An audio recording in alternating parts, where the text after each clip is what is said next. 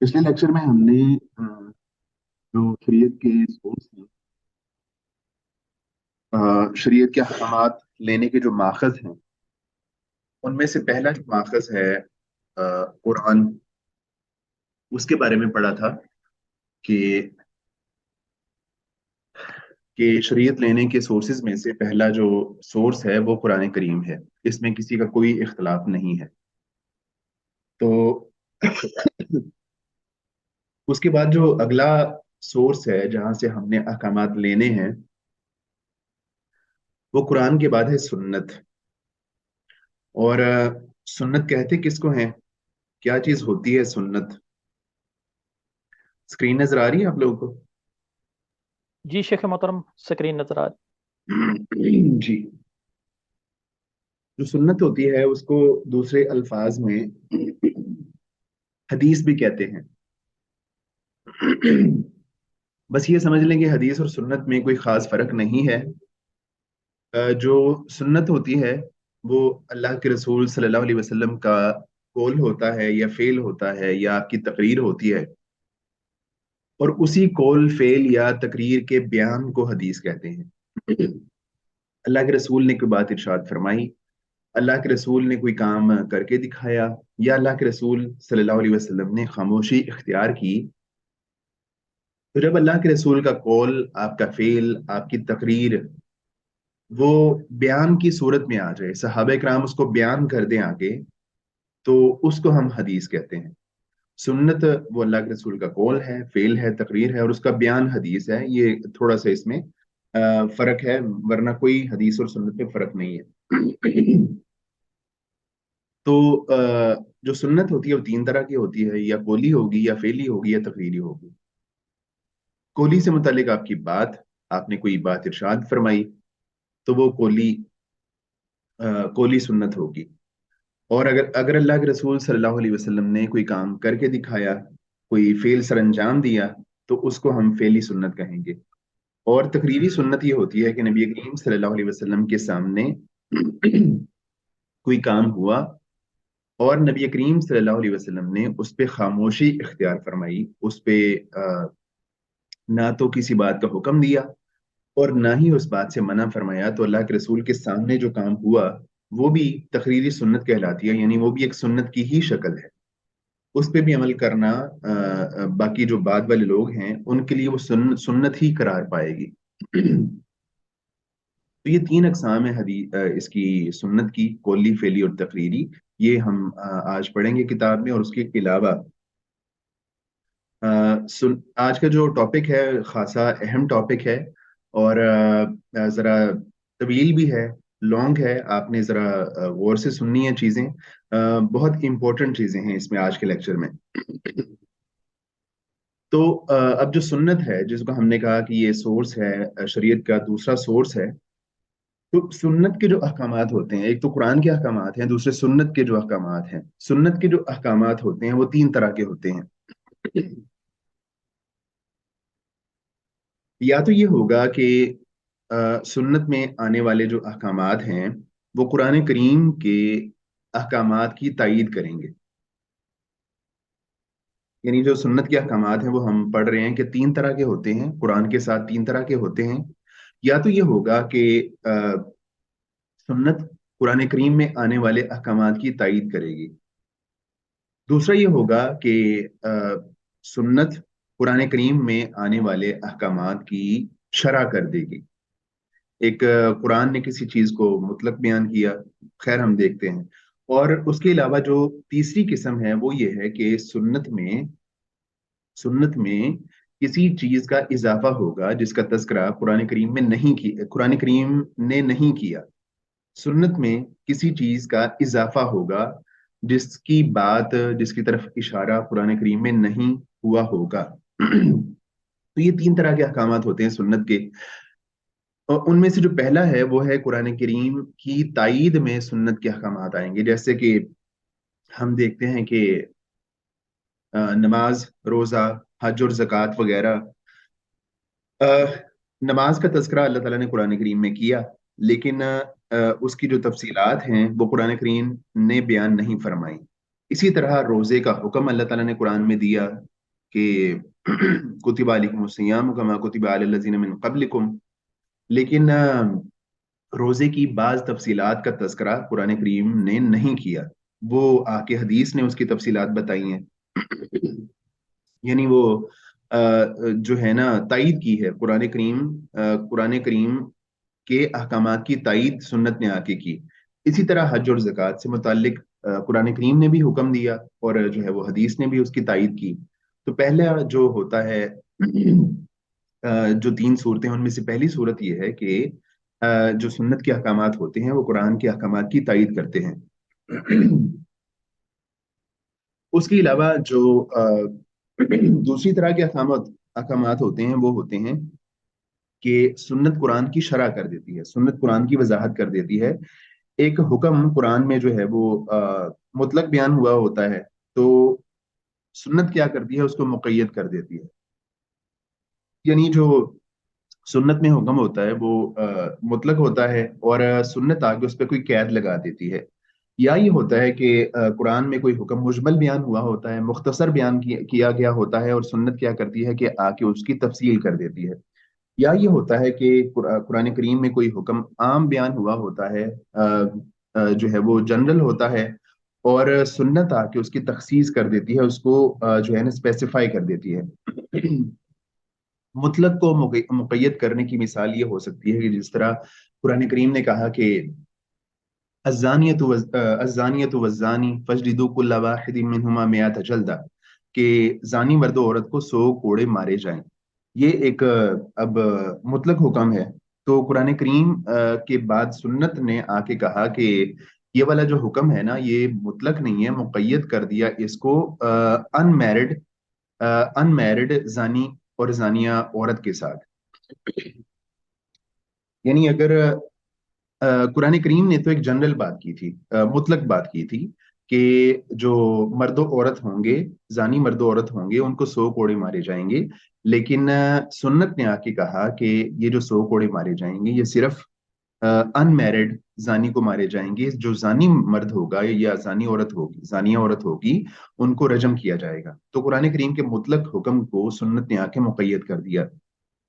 دوسرا یہ ہوتا ہے کہ قرآن کریم میں ایک حکم مجمل ہوتا ہے، اور جو سنت ہوتی ہے اس کو آ کے مفصل کر دیتی ہے، اس کی وضاحت کر دیتی ہے۔ جس طرح کہ نماز اور زکوٰۃ وغیرہ کے احکامات ہیں، نماز اور زکوٰۃ وغیرہ کے احکامات قرآن میں مجمل ہیں، اور سنت نے آ کے ان احکامات کی تفصیل بتائی ہے کہ نماز کس کس ٹائم پہ پڑھنی ہے، اس کی کتنی کتنی رکعتیں ہوں گی، اور اس میں کیا کیا چیزیں پڑھنی ہیں، یہ ساری تفصیلات سنت نے بتائی ہیں، قرآن نے صرف نماز کی فرضیت کی طرف اشارہ کیا ہے۔ تو ایک مجمل حکم کو سنت آ کے مفصل کر دیتی ہے۔ تیسرا جو عام کی تخصیص کر دیتی ہے سنت، وہ اس کی مثال یہ ہو سکتی ہے کہ جس طرح قرآن نے کہا کہ السارق والسارقۃ فاقطعوا ایدیہما، کہ جو چور مرد و عورت ہیں ان کے ہاتھ کاٹ دیے جائیں۔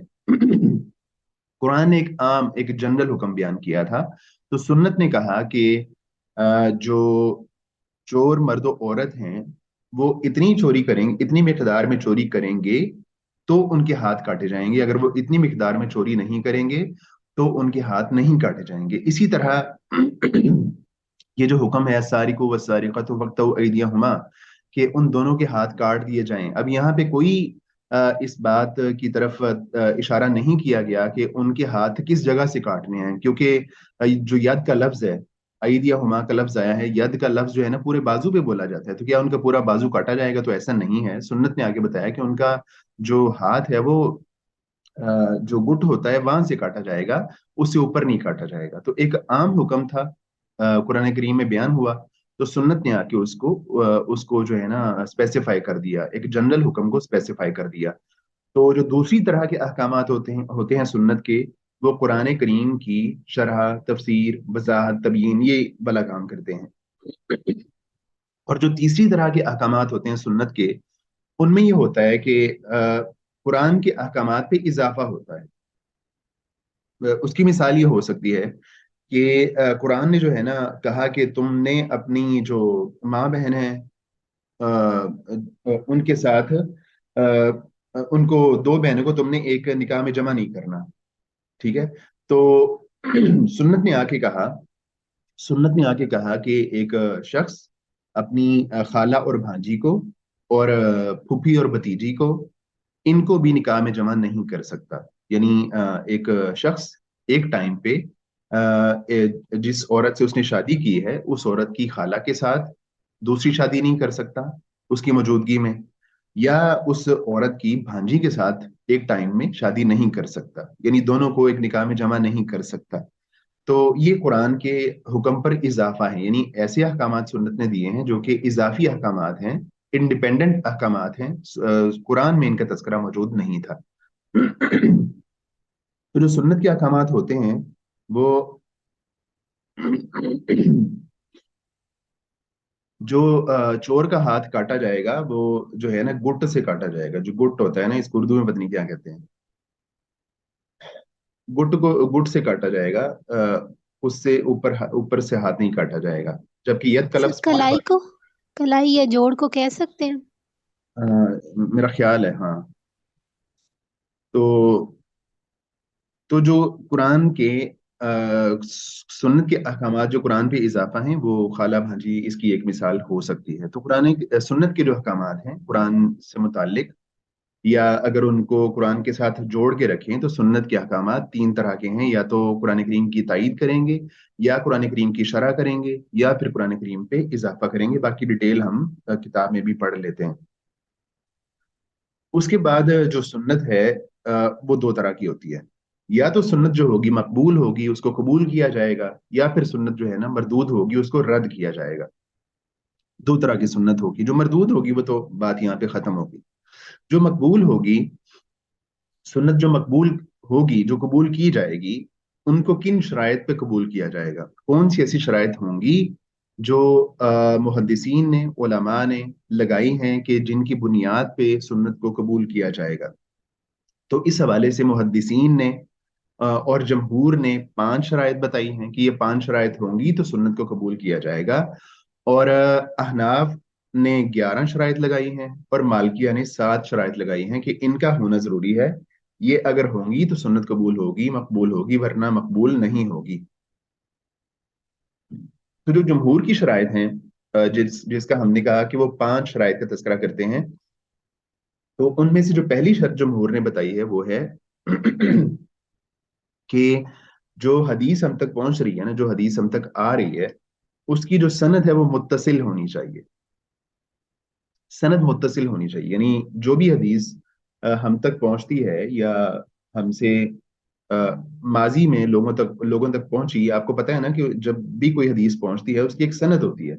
यानी एक रावी कहता है कि मैंने फलां उस्ताद से सुना या फलां रावी से सुना, वो कहते हैं कि मैंने फलां रावी से सुना, वो कहते हैं मैंने ताबी से सुना, वो कहते हैं मैंने सहाबी से सुना, सहाबी कहते हैं कि मैंने अल्लाह के रसूल सल्लल्लाहु अलैहि वसल्लम से सुना। ये जो पूरा एक कड़ी है इसको सनद कहते हैं। तो जमहूर की पहली जो शर्त है वो ये है कि सनद उसकी मुत्तसिल होनी चाहिए। जो हदीस की सनद है वो मुत्तसिल होनी चाहिए, उसमें कोई नक्स नहीं होना चाहिए, उसमें कोई गैप नहीं होना चाहिए। मुख्तसरन ये समझ ले, बाकी डिटेल हम बुक में पढ़ेंगे। दूसरी इसकी शर्त यह है कि रावी जो है ना, रावी वो आदिल होना चाहिए। जो रावी है जो बयान कर रहा है अल्लाह के रसूल की बात को, वो आदिल होना चाहिए। आदिल से मुराद है कि वो नेक होना चाहिए, ईमानदार होना चाहिए, झूठ बोलने वाला नहीं होना चाहिए। तो आदिल हो, दूसरी शर्ती जमहूर ने ये बताई है। तीसरी ये है कि वो जाबित हो। जाबित से मुराद ये है कि उसकी जो मेमोरी है, उसका जो हाफजा है वो मजबूत होना चाहिए। उसकी मेमोरी जो है वो कमजोर ना हो, वीक ना हो, और उसका हाफजा अच्छा होना चाहिए। तीसरी शर्त यह है। चौथी शर्त यह है कि उस रिवायत में कोई इल्लत ना हो। इल्लत ना हो से मुराद ये है कि जो मतन बयान किया जा रहा है, जो बात अल्लाह के रसूल सल्लल्लाहु अलैहि वसल्लम की तरफ मंसूब करके बताई जा रही है, उसमें कोई अजीबो गरीब किस्म की बात ना हो। उसमें कोई जो है ना कोई ऐसी बात ना हो जो कि इंसानी अकल के ही खिलाफ हो, या जो है ना एक रूटीन से हटके कोई बहुत ही अजनबी किस्म की बात हो। कोई इस तरह की इल्लत उसमें नहीं होनी चाहिए। चौथा ये कि उसमें शुजूज ना हो। शुजूज से मुराद ये है कि वो जो रिवायत है उसमें कोई ऐसी बात ना हो कि जो उससे ज्यादा अच्छी सनद वाली रिवायत में बयान हुई है और इस रिवायत में उसकी मुखालफत की गई हो। एक अच्छी सनद वाली रिवायत में एक बात की गई हो और इस रिवायत में उससे हट के उससे बिल्कुल ही मुखालिफ उसके अगेंस्ट बात कर दी जाए, तो इसको एक हद तक इसको शुजूज कह सकते हैं। बाकी तफसील हम उसमें देखते हैं किताब में। तो शुजूज भी नहीं होना चाहिए। पांचवी शर्त ये है जमहूर के नज़दीक और मुहद्दिसीन के नज़दीक, जब ये पांच शराइत पूरी होंगी, किसी भी रिवायत की जो सनद है वो मुत्तसिल होगी, रावी जो है वो आदिल होंगे, रावी साबित होंगे, उस रिवायत में कोई इल्लत ना नहीं होगी, उस रिवायत में कोई शुजूज नहीं होगा, तो इस सूरत में जमहूर और मुहद्दिसीन उस रिवायत को कबूल करेंगे और उसको जो है ना सुन्नत का दर्जा दे के उस पे अमल जरूरी करार देंगे। उसके बाद अहनाफ ने, जिस तरह हमने तस्करा किया कि 11 शराइत का तस्करा किया है, उनमें से 5 शराइत वही वाली हैं जो कि जमहूर की हैं। ये वाली जो हमने पढ़ी हैं 5 शराइत वही हैं अहनाफ की। उसके अलावा उन्होंने 6 शराइत का मजीद इजाफा कर दिया। 6 और 5 ये 11 हो गई। तो उनमें से जो छठी उनकी शर्त है वो ये है कि कुरान के आम और जाहिर के खिलाफ ना हो। जो सुन्नत है वो कुरान का जो आम है और जाहिर है उसके खिलाफ नहीं होनी चाहिए। अगर उसके खिलाफ होगी सुन्नत या हदीस तो अहनाफ उसको छोड़ देंगे, अहनाफ के नजदीक उसको छोड़ा जाना चाहिए। सातवीं शर्त उनकी यह है कि सुन्नत मशहूरा के खिलाफ ना हो। जो हदीस बयान की जा रही है वो किसी मशहूर सुन्नत के खिलाफ ना हो। ऐसी सुन्नत के जो कि मशहूर हो चुकी है और उस पे एक बड़ा तबका, एक बड़ा ग्रोह और बहुत सारे लोग अमल कर रहे हैं, करते चले आ रहे हैं, तो कोई हदीस अगर उसके खिलाफ होगी, सुन्नत मशहूरा के खिलाफ होगी, तो उसको भी छोड़ दिया जाएगा। और आठवीं शर्त यह है, शाज का मैंने बताया है कि वो जो हदीस है जो बयान की जा रही है वो किसी और हदीस के खिलाफ ना हो। उसका जो मतन है उसमें जो बात की जा रही है वो वाली बात किसी ऐसी हदीस के खिलाफ ना हो जिसकी सनद इस हदीस से ज्यादा अच्छी है। इसको शाज कहते हैं। नंबर 8 जो अहनाफ ने शराइत बताई हैं उनमें से आठवीं शर्त यह है कि रावी का अमल हदीस के खिलाफ ना हो।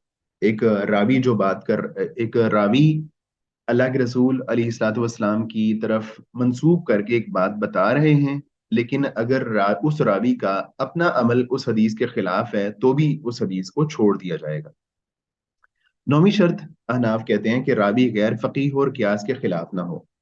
हदीस को कबूल करने के लिए जरूरी है कि रावी जो है ना गैर फकीह नहीं होना चाहिए और वो जो बात बता रहे हैं, जो हदीस बता रहे हैं, वो कियास के खिलाफ नहीं होनी चाहिए और वो जो रावी हैं वो फकीह होने चाहिए, गैर फकीह नहीं होने चाहिए। इसकी डिटेल हम किताब में पढ़ते हैं, मजीद वाज़ेह हो जाएगी।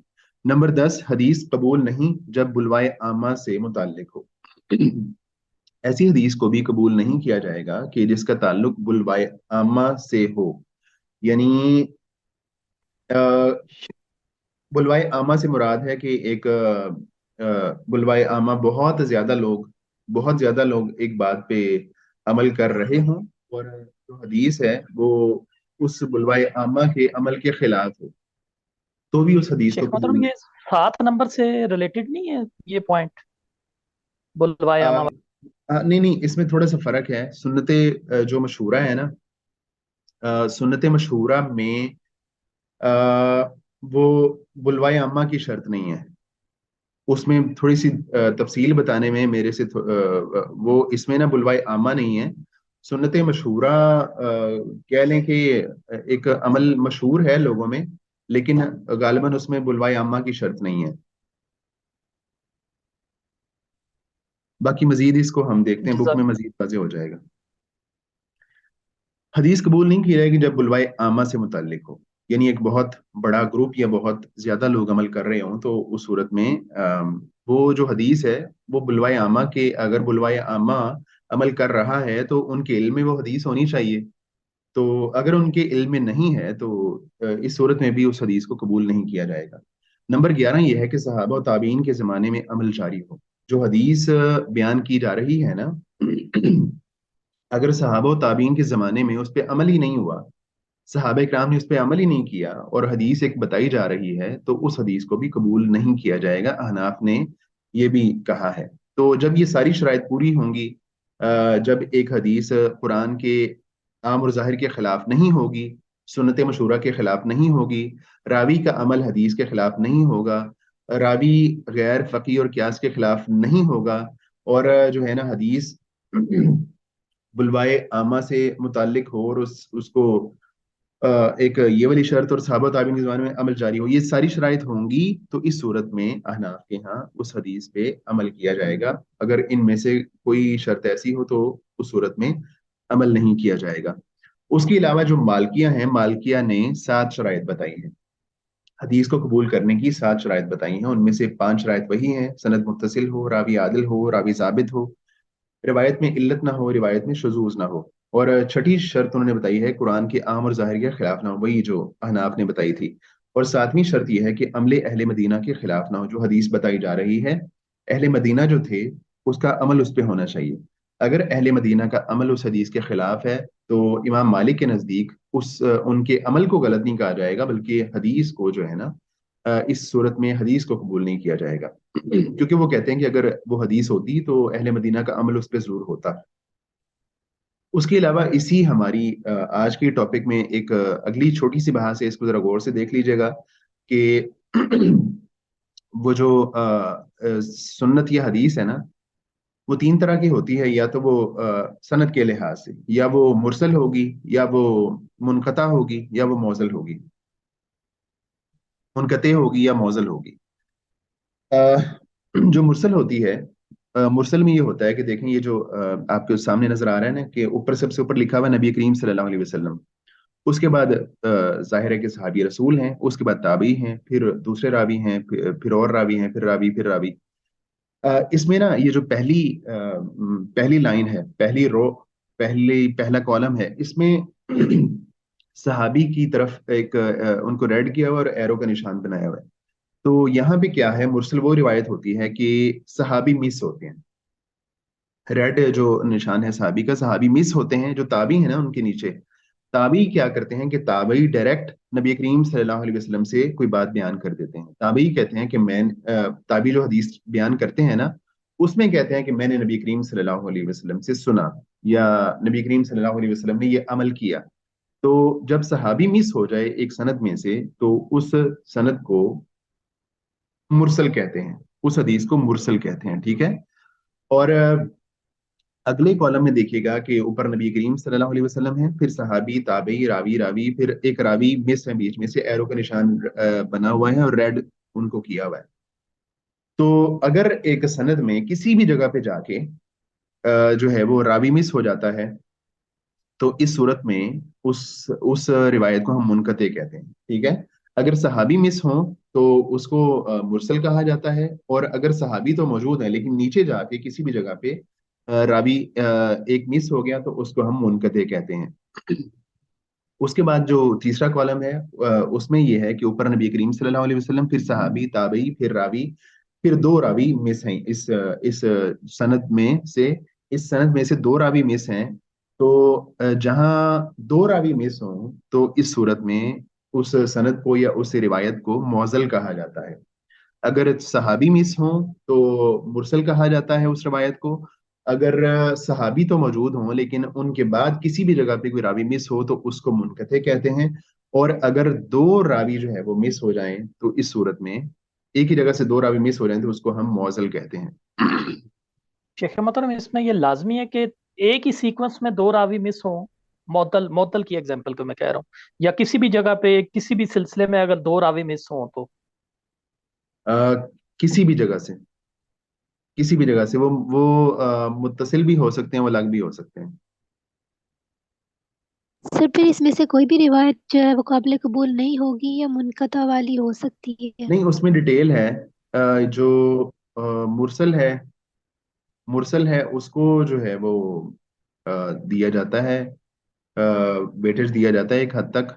बाकी जो मुनक़ते और मौज़ल है वो नाकाबिले कबूल होती हैं। तो ये हमने ओवरव्यू किया है सुन्नत के। जो आज का हमारा टॉपिक है तो उसको हम किताब में से देखते हैं, ज़रा डिटेल्ड है ये। अच्छा जी, सुन्नत। सुन्नत की तारीफ।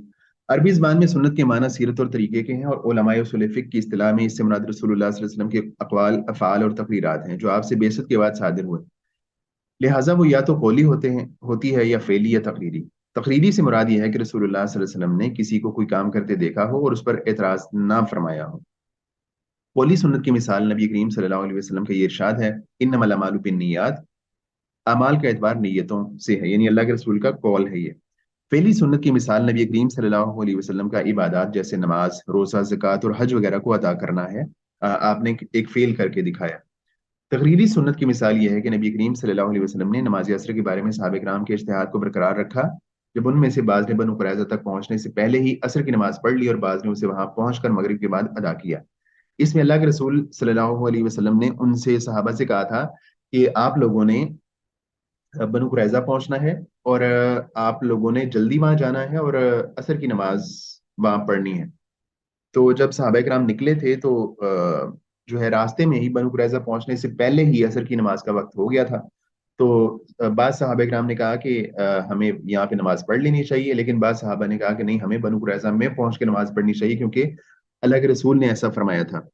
तो बाद सहाबा ने वहां पढ़ ली और बाद सहाबा ने जो है ना बनु कुरैज़ा जाके पढ़ी। तो अल्लाह के रसूल सल्लल्लाहु अलैहि वसल्लम को जब बताया गया तो आपने खामोशी इख्तियार की, यानी किसी भी एक को गलत नहीं कहा। बाज ने समझा कि नबी करीम सल्लल्लाहु अलैहि वसल्लम का असल मकसूद ये था कि लोगों को तेज चलने पर उभारा जाए, इसलिए उन्होंने रास्ते में नमाज पढ़ ली। बाद में नबी करीम सल्लल्लाहु अलैहि वसल्लम को दोनों ग्रोहों के अमल का पता चला तो आपने दोनों के अमल को बरकरार रखा और किसी पर एतराज ना फरमाया। अल्लाह ताला की तरफ से सुन्नत की हिफाजत। अम, आगे चलते हैं, इसको आप देख लीजिएगा खुद ही। इस्लामी कानून में सुन्नत का मकाम। सुन्नत चाहे कौली हो या फेली या तकरीरी, इस्लामी कानून में उसका हुज्जत यानी वाजिबुल इत्तिबा होना कुरान करीम, नबी करीम सल्लल्लाहु अलैहि वसल्लम के अपनी इरशादात और सहाबा व ताबीन और बाद के तमाम उलमा के आज तक के इजमा से साबित है, और ये इजमा इंशाअल्लाह क़यामत तक जारी रहेगा। यानी सुन्नत भी एक सोर्स है जिस तरह की कुरान सोर्स है अहकामात को लेने का। क्योंकि वमा यंतिकु अनिल हवा इन हुवा इल्ला वह्युन यूहा, कि नबी करीम सल्लल्लाहु अलैहि वसल्लम जो बात करते हैं ना वो अपनी ख्वाहिश से नहीं करते, बल्कि जो है ना जो वही की जाती है अल्लाह के रसूल की तरफ उसके मुताबिक बात करते हैं। हदीस में है कि रसूलुल्लाह सल्लल्लाहु अलैहि वसल्लम ने फरमाया, तुम में से कोई शख्स मोमिन नहीं हो सकता तावक्ते कि उसकी ख्वाहिश उस चीज के ताबे ना हो जाए जिसे लेकर मैं आया हूँ। नीज आपने फरमाया, मेरी उम्मत के सब लोग जन्नत में दाखिल हो जाएंगे सिवाय उस शख्स के जिसने इनकार किया। साहबा ने अर्ज किया, अल्लाह के रसूल, इनकार किसने किया? फरमाया, जिसने मेरी इताअत की वो जन्नत में दाखिल हुआ, और जिसने मेरी नाफरमानी की उसने इनकार किया। नबी करीम सल्लल्लाहु अलैहि वसल्लम की जिंदगी में और आपकी वफात के बाद तमाम सहाबा इकराम के इस बारे में इजमा था कि सुन्नत की पैरवी वाजिब है। अपनी जिंदगी के हर छोटे या बड़े काम में वो सब सुन्नत की पूरी पूरी पैरवी करते, चाहे उसका कोई ताल्लुक इबादत से हो या मामलात से। और कभी दो हुक्मों के दरमियान जिनमें से एक कुरान में आया हो और दूसरे का बयान सुन्नत से हुआ हो, उन्होंने फर्क नहीं किया। यानी अगर कुरान में कोई हुक्म आया है या सुन्नत में कोई हुक्म आया तो सहाबा कराम ने उसमें कोई फर्क नहीं किया, बल्कि दोनों की उन्होंने यकसां तौर पर पैरवी की। नबी करीम सल्लल्लाहु अलैहि वसल्लम की वफात के बाद पेश आने वाले किसी मसले में अगर वो कोई हुक्म कुरान में ना पाते तो सुन्नत की तरफ रुजू करते। हजरत अबू बकर सिद्दीक रजी अल्लाह तआला अन्हु को जेर गौर मामला में कोई हदीस याद ना होती तो आप लोगों की तरफ निकलते और उनसे दरियाफ्त करते कि क्या तुम में से किसी को इस बारे में हमारे नबी सल्लल्लाहु अलैहि वसल्लम की कोई सुन्नत याद है? तो अगर उनको कोई सुन्नत याद ना होती तो सहाबा किराम से पूछते और उसके मुताबिक फिर अमल करते। तो इसका मतलब ये है कि सहाबा किराम जो थे, हजरत अबू बकर सिद्दीक रजी अल्लाह तआला अन्हु, दूसरे सहाबा किराम, वो सुन्नत को उसी तरह सोर्स समझ रहे थे जिस तरह के कुरान एक सोर्स है। यही तर्ज अमल हजरत उमर रजी अल्लाह तआला अन्हु का बल्कि सहाबा ताबीन और बाद के उलमा में से हर उस शख्स का था जिसे कभी फतवा देने और काजी बनने का मरहला दरपेश हुआ। कोई एक शख्स ऐसा नहीं मिलता जिसे इस बारे में इख्तलाफ हो कि अगर सुन्नत सही साबित हो जाए तो वो वाजिब इताअत है। किसी का कोई इख्तलाफ नहीं था कि सुन्नत जब सही साबित होगी, हदीस सही साबित होगी, तो अब वो वाजिबुल इताअत है, उस पर लाजमी अमल किया जाएगा। कुरान के अहकामात के साथ सुन्नत के अहकामात तीन तरह के आते हैं। جس طرح کہ ہم نے پڑھا کہ یا تو وہ تائید کرتے ہیں یا وہ اس کی شرح و وضاحت کرتے ہیں یا پھر اس میں اضافہ کرتے ہیں. ایک اس طرح سے کہ وہ ان کے مطابق ہوں اور ان کی تائید کرتے ہوں، جیسے نماز، روزہ، زکوٰۃ، حج کے فرض ہونے کے احکامات قرآن میں بھی بیان ہوئے، سنت میں بھی بیان ہوئے. قرآن میں بھی ان کی فرضیت کا تذکرہ ہے، سنت میں بھی ان کی فرضیت کا تذکرہ ہے. دوسرے اس طرح کے کہ ان میں قرآنی احکامات کی تفسیر و تشریح ہو، یعنی ان کے مطلق کو مقید کرنا، ان کے مجمل کی تفصیل بیان کرنا. مطلق کو مقید کرنے کی مثال میں نے بتائی، کوئی بتا سکتا ہے؟ یاد ہے کسی کو؟ شیخ محترم جیسے ہاتھ کاٹنے سے آپ نے مثال دی تھی کہ ہاتھ کاٹنا پورے کے پورے بازو پر آتا ہے اور پھر ہم نہیں، اس کو، اس لیکن کی یہ عام اور خاص کی مثال ہے، مطلق کو مقید کیا گیا. جس طرح میں نے کہا کہ الزانیۃ والزانی جو ہے نا، جی زانی اور زانیہ زانیہ عورت و مرد کے لیے جو ہے قرآن نے کہا کہ عام حکم، مطلق حکم بیان کیا، تو قرآن نے آ کے سنت نے آ کے اس کو مقید کر دیا کہ نہیں، وہ جو حکم ہے وہ صرف ان میرڈ بندے کے ساتھ ہے، اور ان کے مجمل کی تفصیل بیان کر دیتا ہے، سنت کر دیتی ہے. جیسا کہ قرآن کے مجمل کی تفصیل بیان کر دیتی ہے سنت، جیسے کہ جیسے کہ نماز، روزہ، جی زکوٰۃ، حج بالکل وغیرہ. بالکل. اور ان کے عام کی تخصیص کر دی جاتی ہے، جس طرح کہ بتا رہے ہیں کہ قرآن نے کہا کہ السارق والسارقۃ فاقطعوا ایدیہما، ان کے ہاتھ کاٹ دو. لیکن سنت نے آ کے کہا کہ اتنی چوری ہوگی تو ہاتھ کاٹا جائے گا، یہاں سے کاٹا جائے گا، یہاں سے نہیں کاٹا جائے گا. اس کے بعد جو سنت کے احکامات ہیں، تیسرے اس طرح سے کہ وہ قرآنی احکامات پر اضافہ ہوں، یعنی ان میں سے کسی ایسی چیز کو فرض قرار دیا گیا ہو جس کے بارے میں قرآن خاموش ہے، یا کسی ایسی چیز کو حرام کیا گیا ہو جس کے بارے میں قرآن نے کچھ نہیں بتایا. جس طرح کہ پھوپھی اور بھتیجی یا خالہ اور بھانجی کو بیک وقت نکاح میں رکھنے کو حرام قرار دینا، شادی شدہ زانی کو سنسار کرنا، اور دو گواہ نہ مل سکنے کی صورت میں قسم کے ساتھ ایک ہی گواہی کو قبول کر لینا وغیرہ. پہلی دو قسموں کے احکام کے بارے میں فقہا کے درمیان کوئی اختلاف نہیں ہے، سب تسلیم کرتے ہیں کہ سنت میں ایسے احکامات آئے ہیں اور ان کی پیروی ضروری ہے، اور یہ کہ سنت میں مذکور زیادہ تر احکامات ایسے ہی ہیں. البتہ تیسری قسم کے احکام کے بارے میں ان کے درمیان اختلاف ہوا ہے، یعنی جو پہلے دو طرح کے احکامات ہیں، یعنی سنت جو ہے قرآن کی تائید کر دے، یا سنت جو ہے قرآن کریم کے احکامات کی وضاحت اور ان کی ایکسپلینیشن، ان کی تبیین، ان کی شرح کر دے. ان میں کوئی اختلاف نہیں رہا. البتہ اس میں اختلاف رہا ہے کہ سنت میں جس حکم کا اضافہ کر دیا گیا، یعنی قرآن میں جو ہے نا اس کے بارے میں حکم موجود نہیں تھا، لیکن سنت نے کوئی نئی بات بتا دی، تو اس کے بارے میں اختلاف ہوا ہے دو پہلوؤں سے. ایک اس پہلو سے کہ وہ کس حیثیت سے آئے ہیں، آیا اس حیثیت سے کہ وہ قانون دینے میں سنت قرآن سے الگ اپنا وجود رکھتی ہے، یا اس حیثیت سے کہ وہ قرآنی نصوص کے تحت داخل ہیں.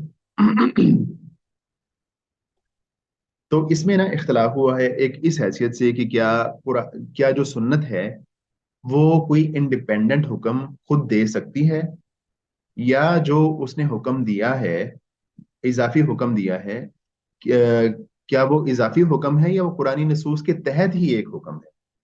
ایک پہلو یہ ہے. دوسرا پہلو یہ کہ انہیں ثابت مان لیا جائے کہ ان کی پیروی اسی طرح ضروری ہو جیسے پہلی دو قسموں کے احکامات کی پیروی.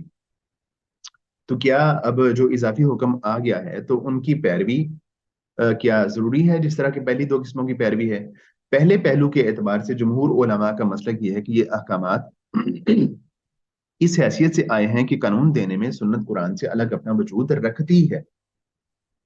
اس کی دلیل اللہ تعالیٰ کا یہ ارشاد ہے، یعنی جمہور علماء کا مسلک یہ ہے کہ جو سنت ہے وہ ایک الگ وجود رکھتی ہے، وہ کوئی انڈیپینڈنٹ حکم دے سکتی ہے. ایسا نہیں ہے کہ جو سنت ہے وہ صرف قرآن کریم کی شرح اور وضاحت کرے گی اور اس کے علاوہ کوئی اور حکم نہیں دے سکے گی، ایسی بات نہیں ہے. بلکہ جو سنت ہے وہ ایک انڈیپینڈنٹ وجود رکھتی ہے اور انڈیپینڈنٹ حکم دے سکتی ہے. تو جمہور علماء کا یہ مسلک ہے. اس کی دلیل اللہ تعالیٰ کا یہ ارشاد ہے، من یطع الرسول فقد اطاع اللہ، جس نے رسول کی اطاعت کی در حقیقت اس نے اللہ کی اطاعت کی. اور نبی کریم صلی اللہ علیہ وسلم کی یہ حدیث کہ سنو مجھے قرآن دیا گیا ہے اور اس جیسی ایک اور چیز. علماء کے ایک گروہ کا مسلک یہ ہے کہ یہ احکام قرآنی نصوص کے تحت داخل اور انہی کے تابع ہیں. ایک گروہ یہ کہتا ہے کہ جو یہ احکامات ہیں نا جو سنت نے انڈیپینڈنٹ احکامات دیے ہیں، وہ انہی قرآنی نصوص کے تحت ہی داخل ہیں، کوئی وہ الگ حکم نہیں ہے، کوئی نیا حکم نہیں ہے، بلکہ ان نصوص کے تحت ہیں وہ، کیونکہ سنت قرآن ہی کی تشریح اور اپنے مطالب میں اسی کی طرف رجوع کرنے والی ہے۔ وہ اس کے مجمل کی تفصیل بیان کرتی، اس کے مشکل کا ازالہ کرتی اور اس کے عام کی تخصیص کرتی ہے، اور اسی کی طرف قرآن کریم نے یہ کہہ کر اشارہ کیا ہے، ما فرطنا فی الکتاب من شیء، ہم نے کتاب میں کوئی چیز ذکر کیے بغیر نہیں چھوڑی۔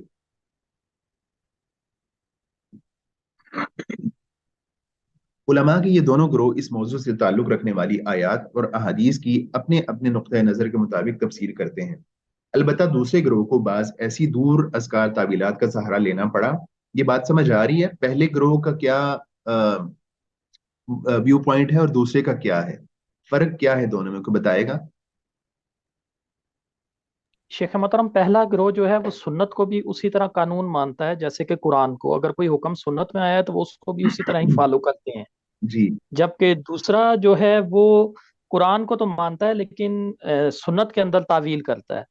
نہیں نہیں، ایسا نہیں ہے، ایسا نہیں ہے سوری یہاں پہ جو، سوری میں آخری جو لائن کہی ہے شاید آئی ایم سوری، ہاں آپ نہیں، بتائیں۔ یہاں پہ بات یہ ہو رہی ہے کہ جو دو گروپ ہیں نا، ان کا نقطہ پہلے کا یہ ہے کہ جو سنت ہے وہ ایک اپنا الگ وجود رکھتی ہے، وہ کوئی بھی آزاد حکم دے سکتی ہے، چاہے وہ قرآن میں بیان ہوا ہو یا نہ ہوا ہو۔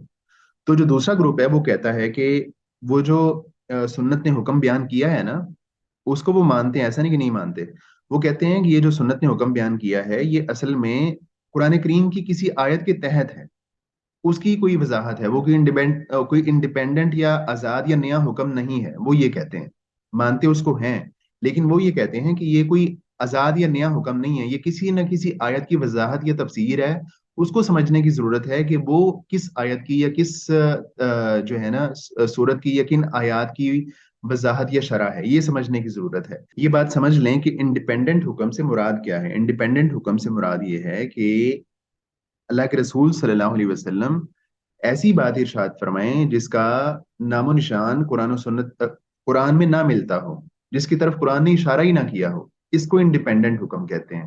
یعنی مثال کے طور پہ اگر کوئی بندہ نماز سے متعلق بات پوچھتا ہے تو نبی کریم صلی اللہ علیہ وسلم اس کے بارے میں کوئی ارشاد فرماتے ہیں، کوئی کسی سوال کا جواب دیتے ہیں، تو یہ انڈیپینڈنٹ حکم نہیں ہے، یہ تو قرآن کی شرح یا وضاحت ہے، کیونکہ قرآن نے اس کی طرف اشارہ کیا ہوا ہے۔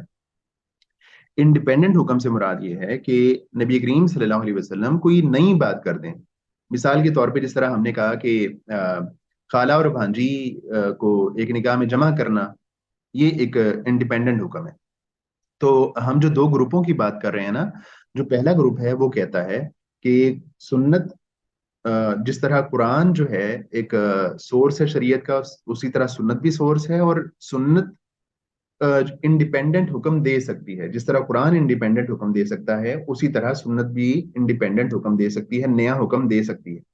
جبکہ دوسرا گروپ کہتا ہے کہ آ، آ، اسی مثال کو سامنے رکھیے گا، یہ جو خالہ اور بھانجی والی ہے، دوسرا گروپ کہتا ہے کہ یہ جو حکم جس کو آپ کہہ رہے ہیں نا کہ خالہ اور بھانجی کا یہ انڈیپینڈنٹ حکم ہے، نیا حکم ہے، تو وہ کہتے ہیں یہ نیا حکم نہیں ہے، یہ قرآن کی ہی کسی آیت کی وضاحت یا شرح ہے۔ مثال یعنی آپ یہ سمجھ سکتے ہیں، وہ کہتے ہیں کہ اس حکم کو ہم مانتے ہیں، خالہ اور بھانجی کو ایک نکاح میں جمع نہیں کیا جا سکتا، لیکن یہ کوئی نیا حکم نہیں ہے، بلکہ یہ قرآن کریم کی کسی نہ کسی آیت کی شرح یا وضاحت ہے۔ تو دوسرا گروپ یہ کہتا ہے، تو دونوں میں کوئی فرق نہیں ہے، کوئی خاص فرق نہیں ہے، بات سمجھ آ رہی ہے نا، کچھ زیادہ مشکل تو نہیں ہے اس میں؟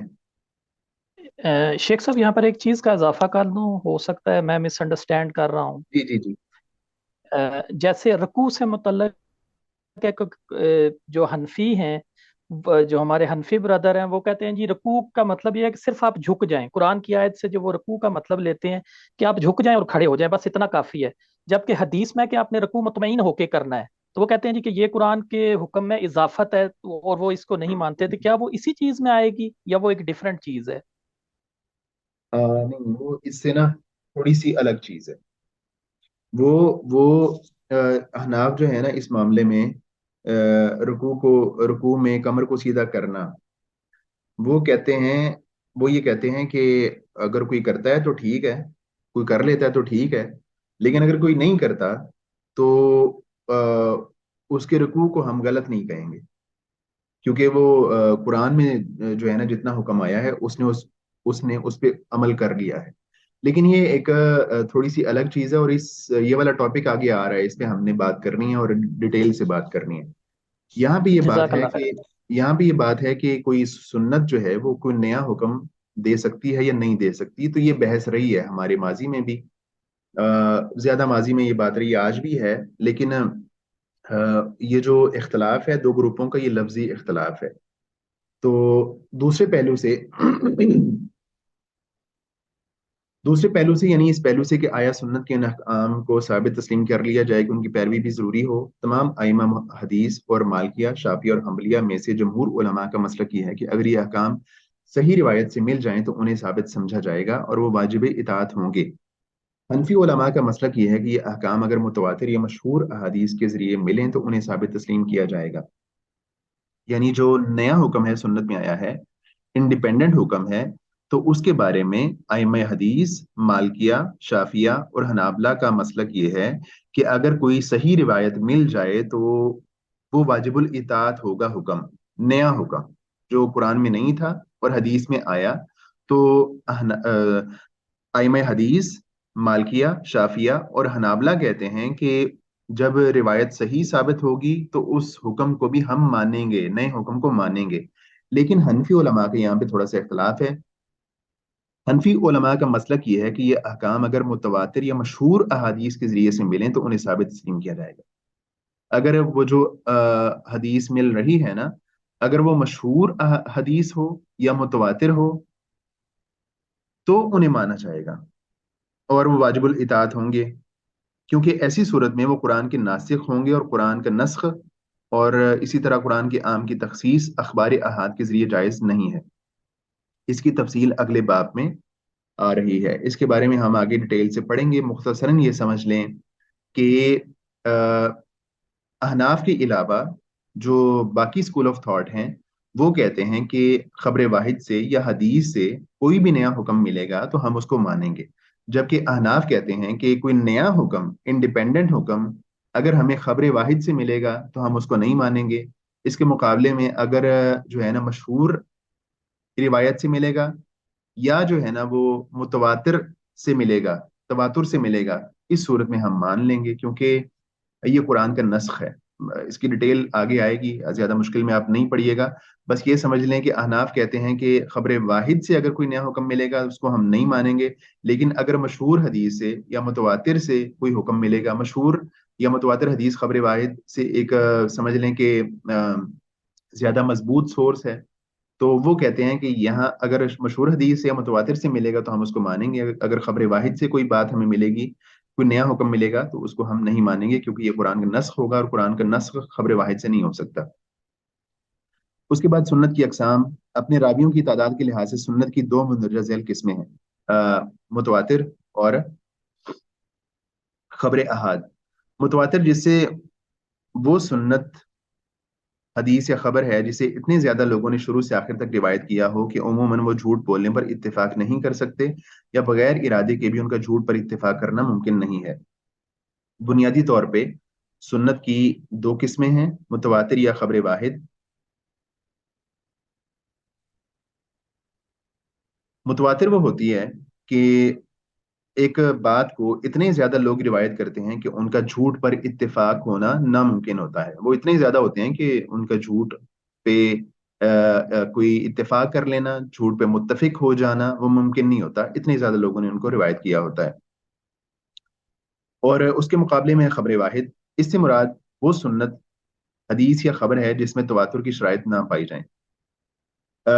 جو متواتر کی شرائط ہیں وہ نہ پائی جائیں تو اس کو جو ہے نا خبر واحد کہتے ہیں، یعنی اس کو کم لوگوں نے روایت کیا ہو اور اتنے لوگوں نے روایت کیا ہو کہ وہ جھوٹ پر اتفاق کر سکتے ہیں۔ اور اس کی تین قسمیں ہیں، خبر واحد کی تین قسمیں ہیں، مشہور، مشہور اور اس کے بعد ہے عزیز اور اس کے بعد ہے غریب۔ مشہور وہ ہوتی ہے، وہ روایت ہوتی ہے جس کو جو بیان کرنے والے ہیں وہ کم از کم تین افراد ہوتے ہیں۔ جو مشہور روایت ہوتی ہے اس کو روایت کرنے والے وہ 3 سے لے کے نا 10 تک ہو سکتے ہیں، 3 से लेके 10 तक हो सकते हैं तकरीबन। लेकिन वो रिवायत करने वाले ना इतने ज्यादा नहीं होते कि जो तवातुर तक पहुंच सकते हो। तो अब बस ये समझ लें कि मशहूर वो रिवायत है कि जिसको रिवायत करने वाले कम अज कम 3 अफराद हों, कम अज कम 3 अफराद हों। और अजीज वो रिवायत होती है जिसको बयान करने वाले कम अज कम 2 अफराद हों। और गरीब वो रिवायत होती है कि जिसको बताने वाला कम अज कम एक फर्द हो, एक फर्द हो। जमहूर फुक़हा के नज़दीक इस इल्म यकीन नहीं बल्कि इल्म ज़न हासिल होता है, क्योंकि इसके नबी करीम सल्लल्लाहु अलैहि वसल्लम तक पहुंचने में शुबा हो सकता है। तो मशहूर, अजीज, गरीब ये खबर वाहिद की किस्में हैं। खबर वाहिद मुतवातिर वो होती है कि जिसको बहुत ज़्यादा लोगों ने रिवायत किया हो और उनका झूठ पर इत्तेफाक नामुमकिन हो। और खबर वाहिद वो होती है कि जिसमें मुतवातिर की शर्तें ना पाई जाएं। तो खबर वाहिद की 3 किस्में हैं: मशहूर, अजीज, गरीब। मशहूर वो है कि जिसको कम अज़ कम 3 अफराद ने रिवायत किया हो। और अजीज वो होती है कि जिसको अ, हर दौर में कम अज़ कम 2 अफराद ने रिवायत किया हो। और गरीब वो होती है कि जिसको इब्तदाई, दरमियाने या आखिरी दौर में एक फर्द ने रिवायत किया हो। तो जिस तरह की वो हमने सनद की बात की है ना, तो किसी भी जगह पे अगर जो है रावी तीन तीन रह जाएंगे तो उस रिवायत को हम जो है ना मशहूर कहेंगे। अगर 2 रावी किसी बात को बयान करेंगे, कम से कम 2 रावी बयान करेंगे, तो उसको हम अजीज कहेंगे। और अगर एक रावी बयान करेंगे तो उसको हम जो है ना गरीब कहेंगे। आगे आ रही हैं अखबार अहाद को कबूल करने की शराइत, जिस तरह के हमने वो उसमें स्लाइड्स में देखा। अखबार अच्छा अहाद मतलब में एक चीज मैं कहना चाहूंगा यहाँ पर कि खबरें मुतवातर की आज तक तादाद तो मुतय्यन ही नहीं हो सकी। तो जब तादाद मुतय्यन नहीं हो सकी उस चीज की, तो फिर खबरें आहाद को हम कैसे डिफाइन करेंगे? नहीं, तो इसमें मैं समझा नहीं, क्लैश क्या है? ऐसे शेख साहब के एक ऐसी तादाद जिसका हम्म, झूठ पर मुत्तफिक होना नामुमकिन हो, वो हम्म, तादाद कितनी है? ये तादाद तो आज तक मुतय्यन नहीं हो सकी। हाँ हाँ, जी जी, तो यहाँ पर मैं कह रहा हूँ कि जब तादाद ही मुतय्यन नहीं हो सकी एक हाँ चीज की, मुतवातर जी। की, तो जब मुतवातर ही हम डिफाइन नहीं कर सके उसकी तादाद, तो खबरें अहाद फिर हम कैसे डिफाइन करेंगे? नहीं नहीं, ऐसा नहीं है कि हम डिफाइन नहीं कर सके, ऐसा नहीं है। वो कुछ लोगों ने तादाद बताई बताई भी है कि इतने 100 लोग हों या इतने लोग हों तो वो मुतवातिर होती है।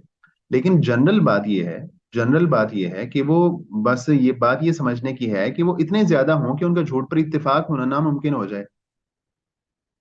यानी अगर कोई वाकया हो ना, तो हम कह सकते हैं कि यार ये 10 लोग हैं, 10 लोग हैं, इन 10 लोगों ने मिलके कोई कहानी गाड़ ली है, ठीक है। लेकिन अगर इतने ज्यादा लोग एक बात को बता रहे हों, मुख्तलिफ शहरों के लोग एक बात को बता रहे हों, अलग अलग जगहों पे बैठे लोग बता रहे हों, तो इसका मतलब यह है कि वो लोग इतने ज्यादा हैं कि वो झूठ पर इत्तेफाक नहीं कर सकते। उनका आपस में कोई झूठ पे कंसेंसस नहीं हो सकता। तो यही मुतवातिर है कि वो इतने ज्यादा लोग उसको बताते हैं कि जो है ना उनका झूठ पे इत्तेफाक होना नामुमकिन हो जाता है। और वरना कुछ लोगों ने उसकी तादाद बताई है कि इतनी हो तो मुतवातिर होती है। लेकिन जनरल बात इसमें यह है कि वो इतने ज्यादा हों कि उनका झूठ पे इत्तेफाक होना नामुमकिन हो जाए, इसको मुतवातिर कहते हैं। जबकि इसके मुकाबले में खबर अहाद या तो उसके रावी जो है 3 से ज्यादा 10 के दरमियान में होंगे, या फिर जो है वो दो से ज्यादा होंगे, या फिर एक या एक से ज्यादा होगा, उसको खबर वाहिद कहते हैं। और खबर वाहिद की इन जो तफसीलात हैं उनमें से इसी एतबार से अगर एक बयान करेगा तो वो गरीब है, या फिर जो है वो अजीज है अगर 2 बयान करेंगे, या फिर जो है ना वो मशहूर है। उसके अलावा हमने देखा कि अखबार अहाद को कबूल करने की कुछ शर्तें हैं। तो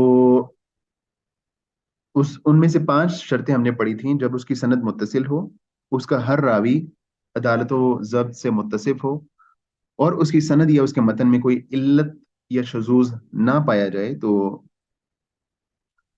सनद के मुत्तसिल होने का मतलब यह है कि उसके दरमियान में उसका कोई रावी साकित ना हो। पहली जो शर्त हमने पढ़ी थी ना, सनद मुत्तसिल हो, उसमें यह है कि उस दरमियान में कोई रावी साकित ना हो, सारी कड़ियां जुड़ी हुई हों।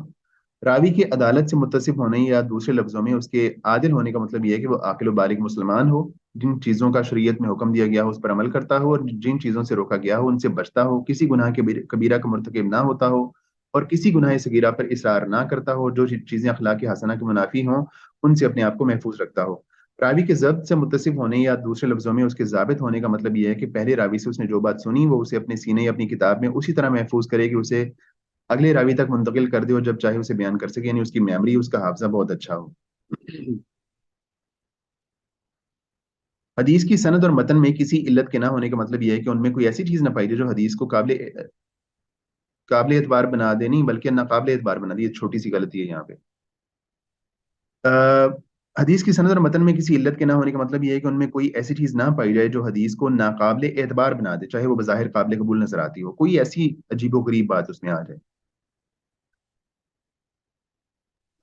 متن میں شذوذ ہونے کا مطلب یہ ہے جس کا ہم نے تذکرہ کیا تھا، کسی نے کوشچن بھی پوچھا تھا شاذ سے متعلق۔ متن میں شذوذ ہونے کا مطلب یہ ہے کہ راوی جو اگرچہ عدالت اور ضبط سے متصف ہو، کوئی ایسی بات کہے جو کسی دوسری روایت یا روایتوں میں کسی ایسے راوی نے کہی ہو جو حفظ میں اس سے برتر ہو، سند زیادہ اچھی ہے، ایسے راویوں نے کہی ہو جو تعداد میں زیادہ ہونے کی وجہ سے اس کی بنسبت زیادہ قابل ترجیح ہو، یعنی ایک زیادہ اچھی روایت ہے، زیادہ اچھی سند والی روایت ہے، اور یہ جو روایت بیان کی جا رہی ہے یہ اس سے ذرا اس کے راوی کمزور ہیں، لیکن اس میں جو بات کی جا رہی ہو وہ جو اچھی سند والی روایت ہے اس سے ان دونوں کا آپس میں کلیش ہو جائے، اس میں جو بات کی جا رہی ہے وہ اس کے خلاف ہو، تو اس طرح کی بات بھی نہیں ہونی چاہیے۔ تو یہ محدثین کے نزدیک مقبول حدیث کے 2 درجے ہیں۔ تو یہ جو ہم نے 5 شرطیں پڑھی ہیں نا، یہ جو ہے نا محدثین کے نزدیک ہیں اور جمہور کے نزدیک ہیں۔ تو ویسے ہماری بات زیادہ لمبی تھی لیکن ٹائم آج ہمارے پاس کم تھا۔ ٹائم تو ہے لیکن یہ آج کا جو لیکچر ہے یہ ذرا بحث لمبی تھی، تو اگلی جو بات رہ گئی ہے احناف کے جو اصول ہیں اور جو مالکیہ کے اصول ہیں اس کو ہم پھر اگلے لیکچر میں دیکھ لیتے ہیں۔